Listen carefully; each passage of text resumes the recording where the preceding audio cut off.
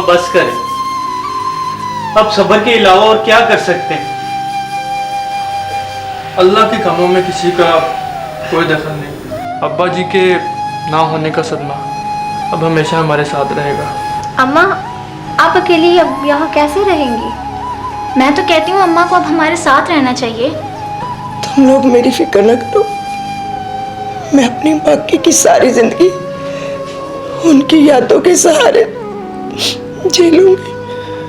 अम्मा रुबीना ठीक कह रही है, यहाँ इस गांव में आपकी देखभाल कौन करेगा? पहले की बात तो कुछ और थी। मैंने अपनी जिंदगी के 40 साल यहाँ गुजारे हैं और तुम लोग भी पढ़ लिख कर फिर शहर में जाके आबाद हुए हो। मैं यहाँ से कैसे चले जाऊं? मुझे यहाँ रहने दो, आप लोग चले जाओ। अम्मा, अब आपकी उम्र इस तरह की नहीं कि आप अकेले रह सकें। क्यों भाई, मैं सही कह रहा हूँ ना? अम्मा अब मेरे साथ शहर चलें, मेरे घर, वो भी तो आपका ही दिया हुआ है। मगर बेटा, मैं तो कहती हूँ कि एक गांव की ज़मीन और मकान बेचकर अम्मा को अपने साथ ले चलते हैं। हाँ, इस तरह जायदाद के हिस्से भी तकसीम हो जाएंगे। ठीक कहा। क्यों अम्मा? जब तुम लोगों ने फैसला कर ही लिया है तो मुझसे क्या पूछते हो? जैसे तुम लोग खुश, तुम्हारी खुशी में मैं भी खुश। फजलू जी साहब जी। अब्बा जी के दोस्त है ना चौधरी अफजल, मुझे उनसे मिलना है। मुझे पूरी उम्मीद है कि वो इस सिलसिले में हमारी मदद जरूर करेंगे। जी वो अपने डेरे पर ही होंगे। चलो रहमान, उनसे चल के बात करते हैं। चलो फजलू, तुम भी चलो।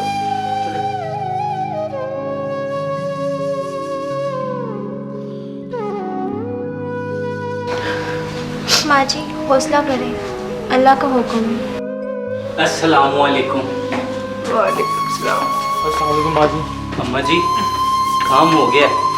चौधरी अफजल ने घर और ज़मीन खरीदने पर रजामंदी जाहिर कर दी है और रकम भी मकबूल देने को तैयार हो गए। ये तो बहुत अच्छी बात है। हमें फिर जल्द अज जल्द यहाँ से चले जाना चाहिए। चौधरी साहब ने कल रकम देने का वादा किया है, तो फिर हम अपने घरों को लौट चलेंगे। अब अपना सामान तैयार कर ले और हमारे साथ चलें। बेटा, मेरा दिल तो नहीं चाहता यहाँ से जाने को, ये घर छोड़ के।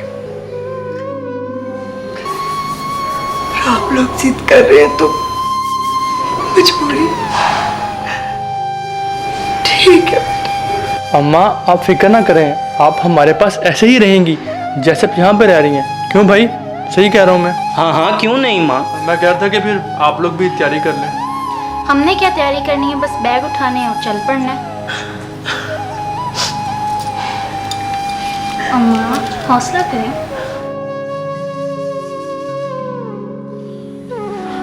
अम्मा, आपको तो पता है हमारा घर छोटा है, तो आपको यही रहना होगा। मगर बेटा, ये कमरा तो नहीं, ये तो स्टोर लग रहा है।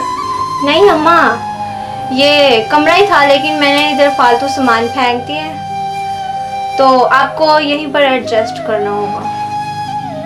ठीक है, मैं इधर ही रह लूंगी।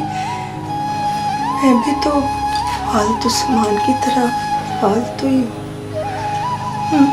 अच्छा अम्मा, अब आप इधर आई हैं तो मेरे साथ कुछ कामकाज में हाथ भी बटा दिया करें।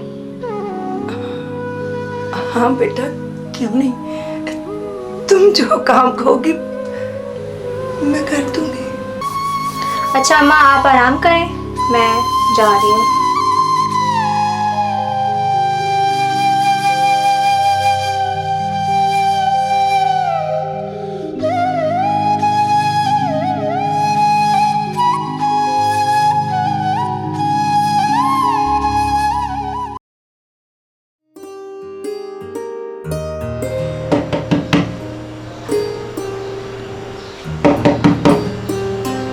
अरे क्या हो गया है?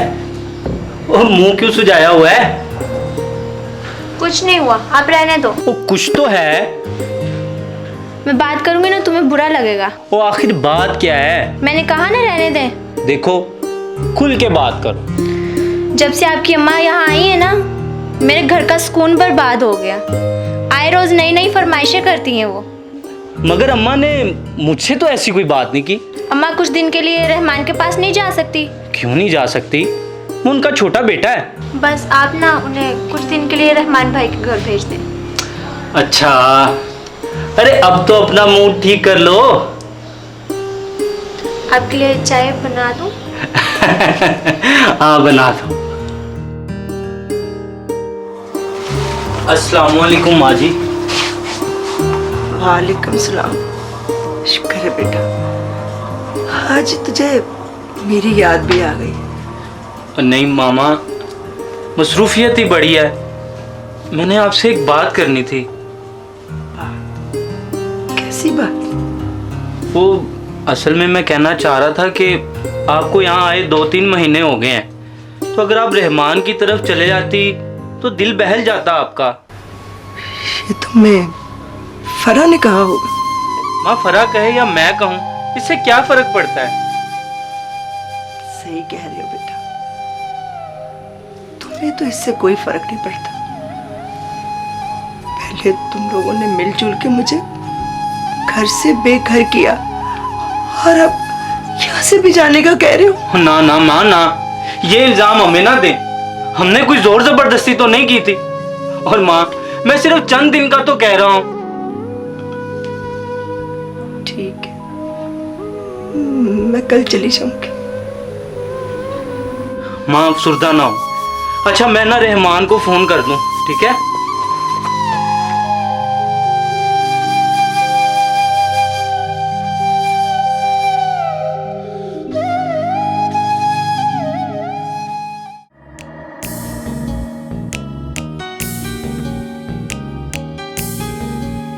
हेलो, कैसी हो रुबीना? मैं ठीक हूँ बाजी, आप बताएं। अच्छा सुनो, मैंने तुम्हें ये बताने के लिए कॉल की है कि अम्मा तुम्हारी तरफ आ रही हैं। वो क्यों आ रही हैं? अगर सच पूछो तो इनकी वजह से मेरी आज़ादी ख़त्म हो गई है। हर वक्त बुढ़िया मेरे मामलात में दखल अंदाजी करती है और मुझ पर ऐसे निगरानी करती है जैसे मैं पता नहीं क्या कर रही हूँ। तंग आ गई मैं इस रोज़ रोज़ की चिक चिक से। यानी अब वो बला मेरे गले डालना चाहती हैं? आपने तो इतने महीने बर्दाश्त कर लिए, मुझसे तो एक लम्हा भी बर्दाश्त नहीं होगी। तुम्हारी मर्जी, जैसा चाहे सलूक करना, पर मेरे पास मत भेजना। मैं तो उसे ओल्ड होम दाखिल करवाऊंगी।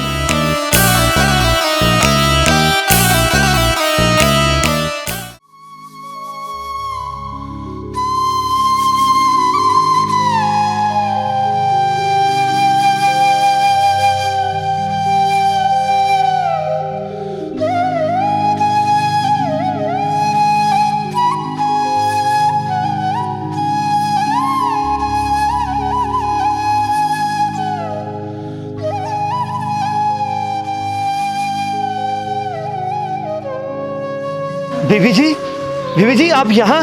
बस फजलू, गांव की याद आई और चली आई। मगर बीबी जी आप यहाँ पर रहेंगी कहाँ? वो मेरी सहेली है ना नसीम, उसी के पास रहूंगी। मगर बीबी जी वो तो अपनी फैमिली के साथ उम्रा करने गए हैं। आप ऐसा करें, आप मेरे साथ घर चलें। नहीं नहीं बेटा, मैं तुम पे बोझ नहीं बनना चाहती। ऐसी बात ना करें बीबी जी, मैंने सारी ज़िंदगी आपका नमक खाया है। मेरे पास आज जो कुछ भी है वो आपका और बड़े साहब का दिया हुआ है। मेरा दिल ना तोड़ें, क्या मैं आपका बेटा नहीं हूँ? मेरी इस हालत की जिम्मेदार मेरे अपने बेटे। आप मुझे बताएं कि हुआ क्या है? होना क्या है?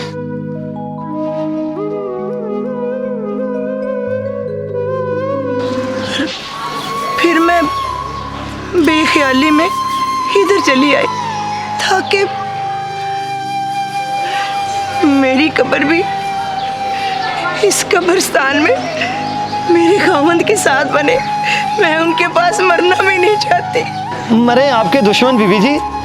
आप चले मेरे साथ, आप चले मेरे साथ।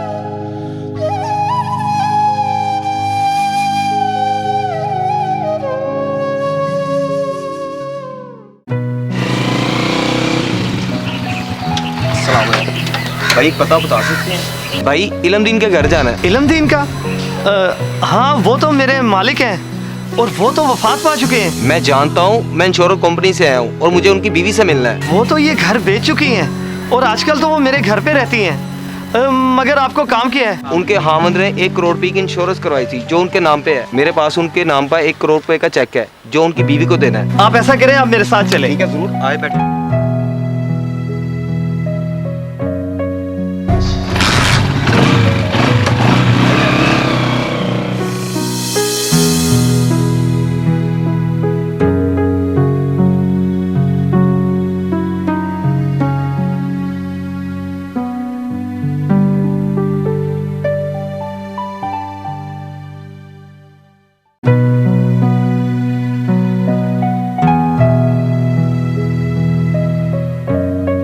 बीबी जी, ये आपकी कम चीनी वाली चाय। जीते रहो।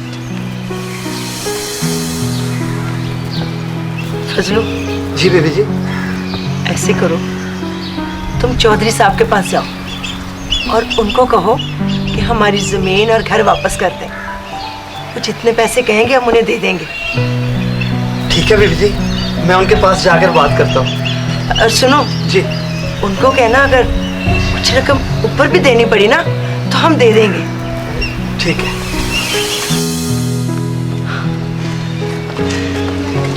या अल्लाह तेरा लाख लाख शुक्र। अस्सलाम वालेकुम बीबी जी। वालेकुम अस्सलाम। क्या कहा चौधरी साहब ने?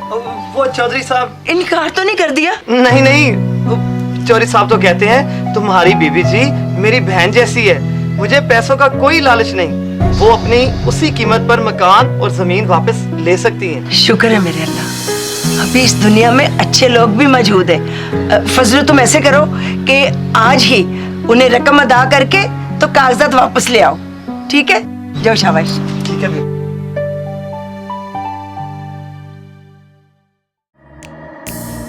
हेलो रहमान। हेलो। अम्मा कैसी हैं? अम्मा?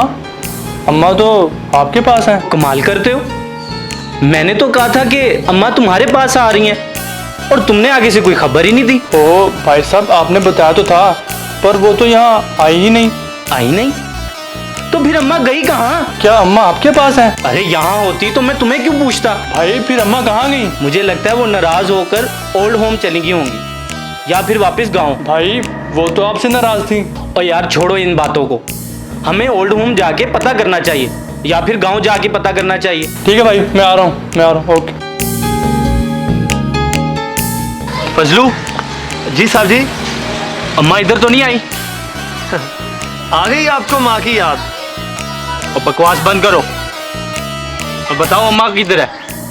अम्मा अपने घर पर है। अपने घर पे? तो वो घर तो हमने बेच दिया था। आपने तो बेच दिया था, लेकिन अल्लाह पाक ने उन्हें फिर वही घर लौटा दिया है। ये कैसे हो सकता है? और इससे तो बहस करना ही फजूल है। चलाओ हम घर चलते हैं।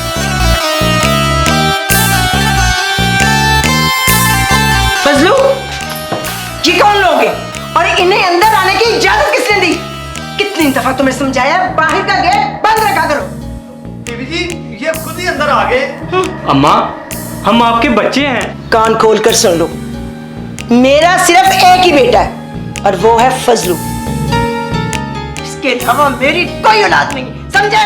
ऐसा ना कहो अम्मा, हम तुम्हें लेने आए हैं। तुम्हें जो चाहिए था ना वो सब तुम बेचकर आपस में बांट चुके हो। अब तुम लोगों को देने के लिए मेरे पास कुछ नहीं है। अम्मा, हम तुम्हारी सकी औलाद हैं। सच है कि खामद के मरने के बाद माँ का कोई सका नहीं।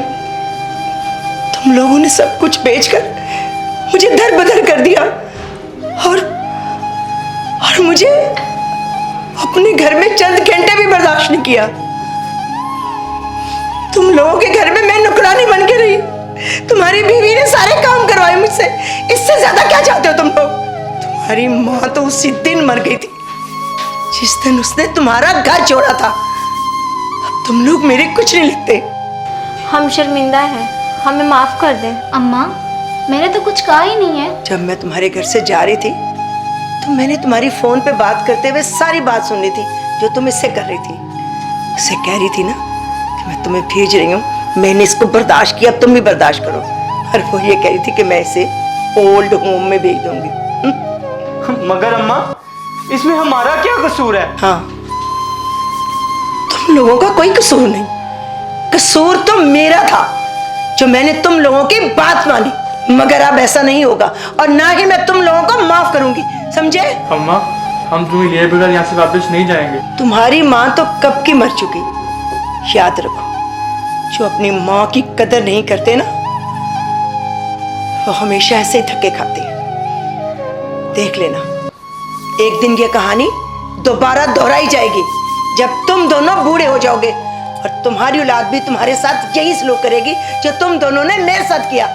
फजलू, इनसे कह दो मेरा इन सब से कोई रिश्ता नहीं, ये यहां से जा सकते हैं। हाँ?